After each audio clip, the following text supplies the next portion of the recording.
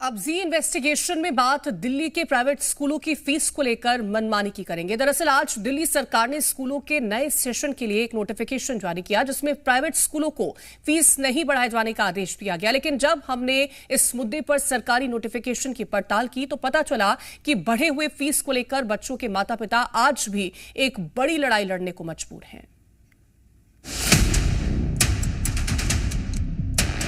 विद्यालय यानी आज के स्कूल को लेकर कहा जाता है कि यहां देश का भविष्य तैयार होता है। स्कूलों की चार दीवारी में एक बच्चा शिक्षा और अनुशासन का पाठ पढ़कर जिंदगी की कठिन परीक्षा के लिए तैयार होता है।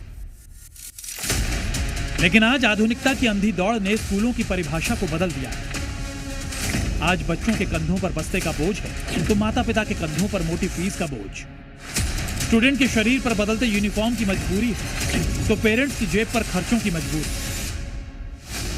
यानी कुल मिलाकर आज की तारीख में स्कूल मैनेजमेंट एक सेट बिजनेस मॉड्यूल के जरिए पढ़ाई लिखाई का जो धंधा चला रहे हैं उसने मिडिल क्लास परिवारों की कमर तोड़ दी है।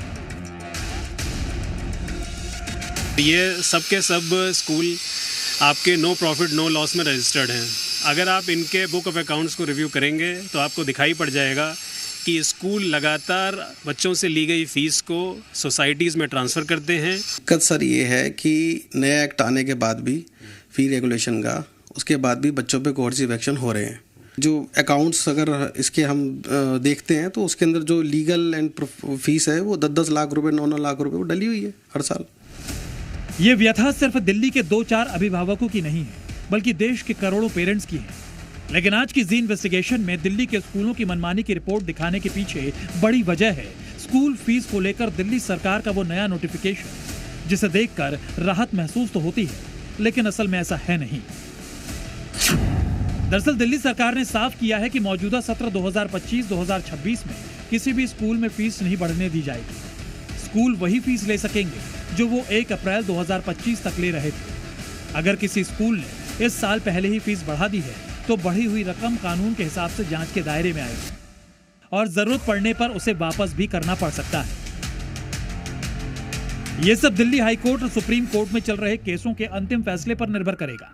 लेकिन क्या ऐसा वाकई में होगा? क्या वाकई स्कूल बढ़ी हुई फीस वापस करेंगे या फिर फीस नहीं बढ़ाएंगे?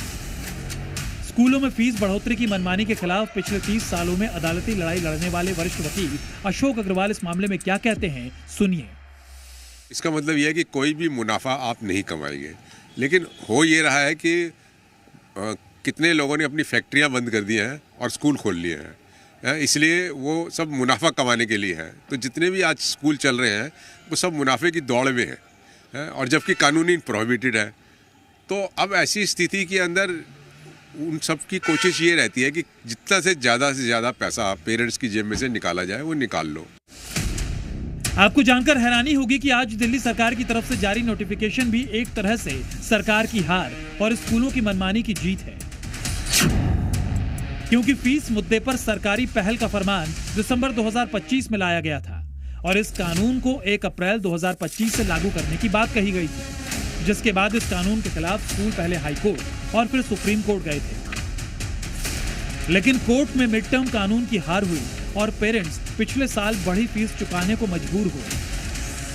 25-26 की फीस जो है वो high court supreme court decide करेगा। अब क्या डिसाइड करेगा पता नहीं, या एज पर लॉ चलेगा। दोनों ही बातें अपने आप में कॉन्ट्राडिक्टरी हैं। कौन से मैटर में डिसाइड करेगा, क्योंकि देयर आर मल्टीपल मैटर्स जो हाई कोर्ट सुप्रीम कोर्ट में इस इश्यूज में पेंडिंग है।